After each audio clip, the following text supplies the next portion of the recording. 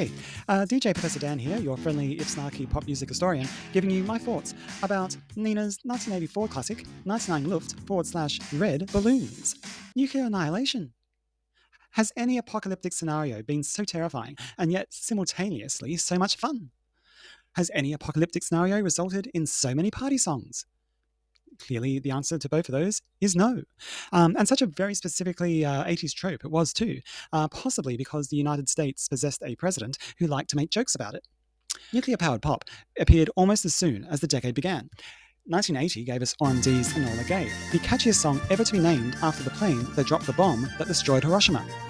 1982 gave us Prince's If I'm Gonna Die, I'm Gonna Listen to My Body Tonight, Yeah Yeah classic, 1999.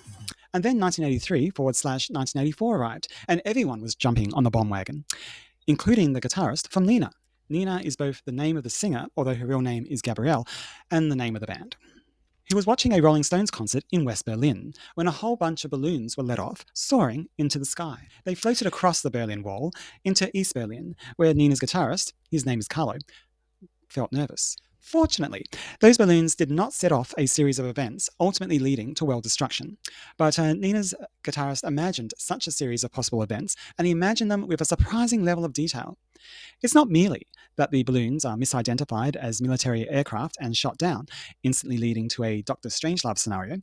The plot is far more convoluted than that. Okay, so the German military does in fact recognize that the balloons are harmless party balloons, so it appears for a second that further destabilization of the geopolitical situation has been avoided, but then they shoot them down anyway, seemingly for kicks. This leads to a panic across Eastern Europe, where the war ministers depose of their presidents and secretaries in a series of military coups. The narrative then gets a bit blurry, but the world is ultimately destroyed, and it's all the war ministers' fault. It doesn't happen overnight, though. It takes a long time to destroy a world. How long? 99 years, of course. At which point, Nena is walking through the ruins, doing her rounds, in a post-apocalyptic dystopia in which the survivors are presumably huddled underground. Nena finds a balloon.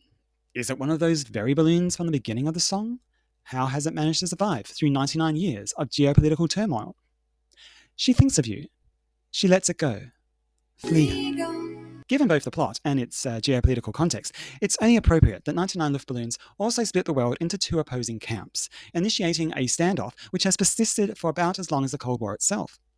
I am, of course, referring to the debate over which version is superior, the English version or the German version.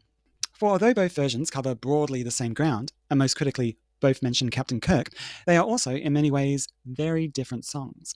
It may shock you to learn, for example, that the original German lyrics do not place the action in a little toy shop where you are buying a bag of balloons with the money you've got. No, they start with, "Do you have some time for me? Then I'll sing a song for you," which I'm sure you'll agree is a bit shit. Now, assuming that Google Translate have gotten it right, the first verse finishes with the very mortal lyrics, and that something like that comes from something like that. YouTube translates it as how one thing leads to another, which is a bit better. Then Nena bites her lip, as though she's being naughty. This is one of the sexiest facial expressions in 80s pop, right up there with the Susanna Hoffs sideways glance in Walk Like an Egyptian. But it feels strangely out of place. Probably best then that they, and by they I mean some Irish guy called Kevin who usually worked with Kate Bush, did a rewrite for the English version. Otherwise we might have gotten word salad like Matchstick and Jerry Can. They thought they were smart people, they smelled a big hunt, which apparently is a direct translation of the original German. So who won the debate over which is better, the Luft balloons or the red balloons? Despite the word salad and the distinct lack of a toy shop, it is clearly the German. 99 red balloons is an 8.